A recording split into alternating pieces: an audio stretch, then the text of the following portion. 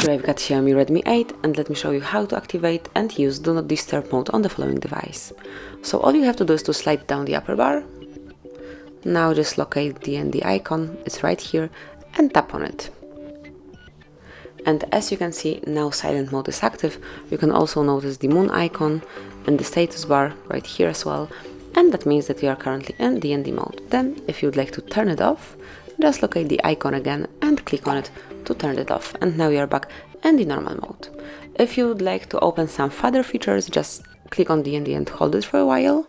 And now you can pick if you would like to apply silent, so calls and notifications will be silent, or do not disturb, which will silence sounds and turn off vibration except from the alarms.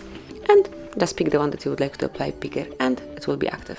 You can also schedule DND mode, just click on schedule, turn on time, and just click on timer 1, click on it, and at first let me enter the name of this timer. It can be hard reset. Click on OK then. Now pick the days, so it can be every day, weeknights, weekend, or custom days. So let me choose custom days and just pick those that you would like to activate DND mode on.